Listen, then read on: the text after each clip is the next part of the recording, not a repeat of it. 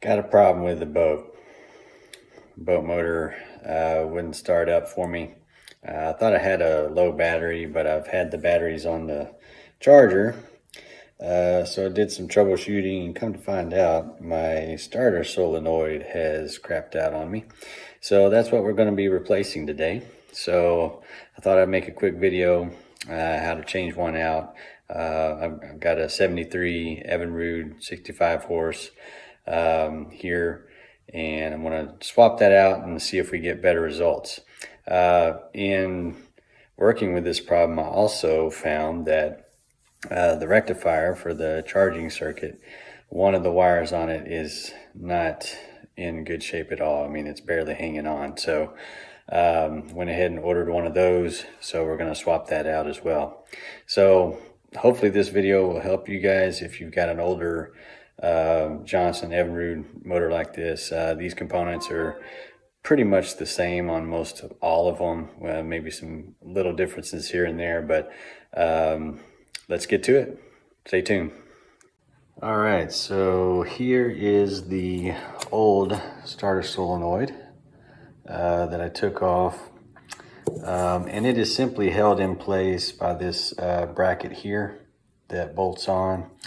And I'll show you here, this is where it mounts on the back of the motor. So you've got the two screw holes here, and then there's kind of a curved recess here that the solenoid rests in, and that clamps it into place.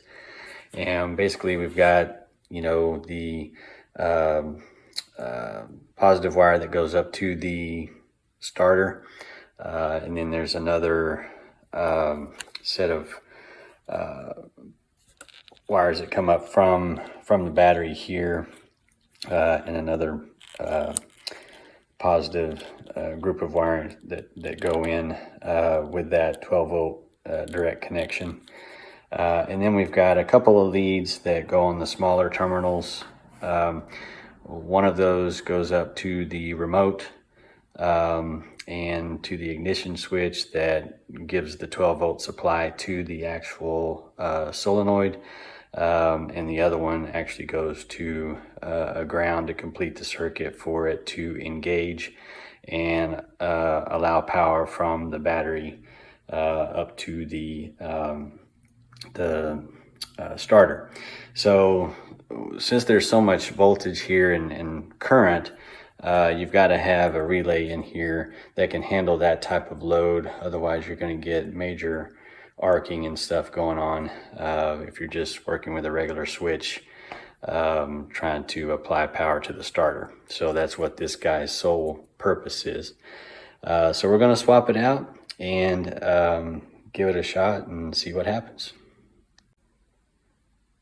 Okay, so here's the new starting solenoid. We got that installed. Like I said, this round bracket has two screws that go directly into the motor frame here, and then we've got the positive terminal on top that goes over to the starter, directly to the positive connection on the starter here. And then on the bottom side we have the positive cable that runs down to the starting battery. All right, or battery switch if you've got a switch. In my case, that's what I have set up internally.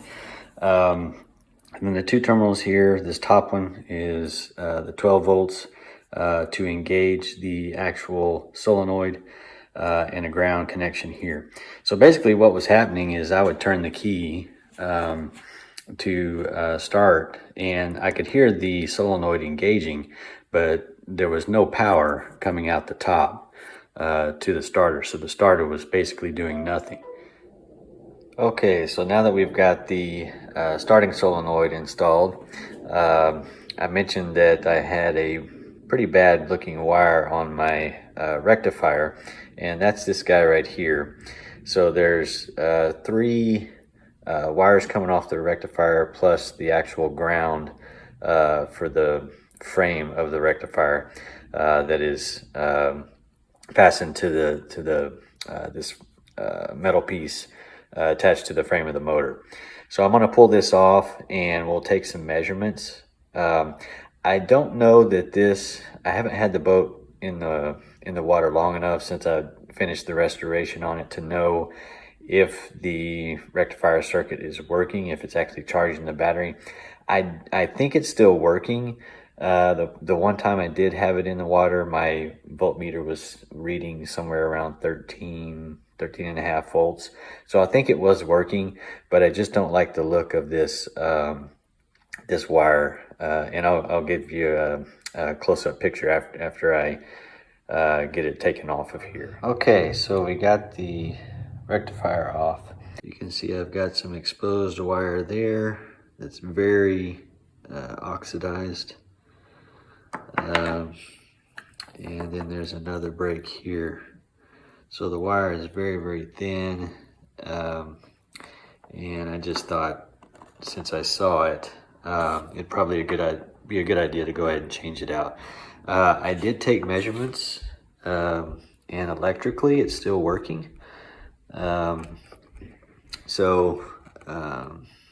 You know, I mean, it seems to be functioning right. And like I said, I did notice that my voltmeter was reading 13 and a half when I had it on the water initially. So that would tell me that, you know, it is functioning. But I just don't like the look of that exposed wire, and they're so oxidized. They could break at any moment. So, you know, short out. When I compare the measurements to the new rectifier here, they are pretty much the same. So if your voltmeter has a diode setting on it, you can use that to test the rectifier circuits. Basically, it's a bridge rectifier made up of diodes that clip the negative curve of the AC current that's generated by the stator on the motor. You know, because basically you can't feed alternating current or an AC signal into a battery. It's got to be converted to DC. So it has to be rectified, and that's what the rectifier does. So through the use of the diodes, they only convert or conduct the current in one direction.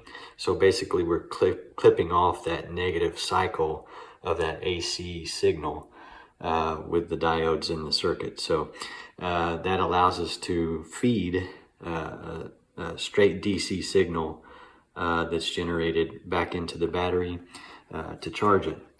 So, okay, so I've got my voltmeter, I've got it on the diode setting. So we can check to make sure that these diodes are good, and I can show you the readings that you'll typically get. So the diodes are going to conduct one way. So basically the meter is putting a small amount of current through the circuit, and if we get a conduction, then we'll get a reading usually anywhere from 0.5 to 0.7 volts. So I'm going to start with my negative on the frame, and we'll go to each one of these leads here, and you'll see my meter is still showing OL, or open line. All right, if I go to the next lead here, we're still an open line there. Okay, so now I'm going to reverse the polarity, and I want to put my positive lead on the frame, or the ground, and then I'll check each lead here with a negative. All right, so now you'll see we've got a 0.6, roughly 0.616, you know, give or take on that one, and 0.606 here. So that's that tests good. All right, so now what I can do is I can test between the leads themselves from here to here. All right, nothing there. From here to here, nothing there. All right, so now I want to reverse the polarity. Put my negative here. Now we're getting that 0.633 there, and about a 0.630 there. Okay, so so this seems to be working correctly. All right, but again, we've got these really bad spots on the wire. This one, the insulation's gone and it's really close to touching the frame. So we're gonna do away with that one. So now I'll check it against the new one here. Back that up. Okay. All right, so we'll go positive on the frame to the first lead here.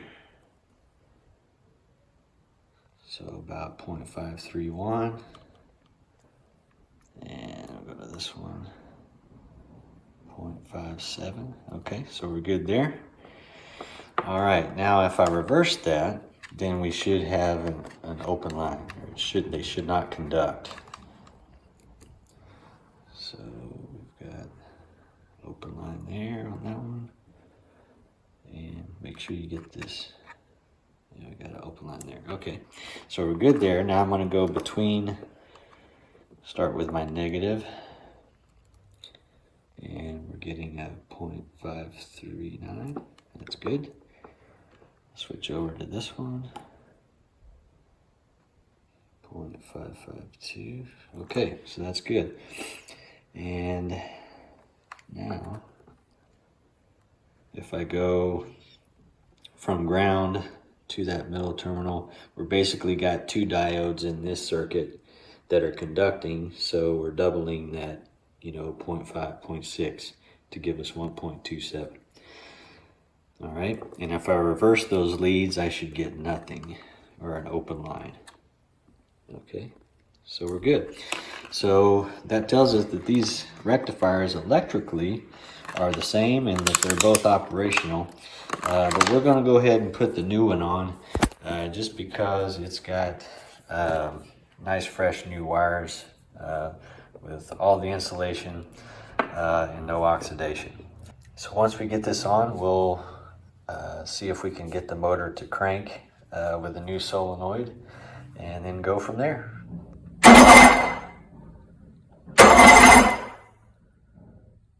All right, so I think that did it.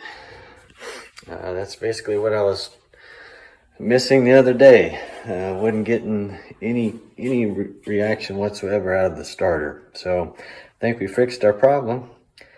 Hope this video helps you guys. If you've got a rectifier or a starting solenoid to change out on your outboard. Thanks for watching, guys. If you like it, please give me a thumbs up. Feel free to subscribe for future videos. Have a great one.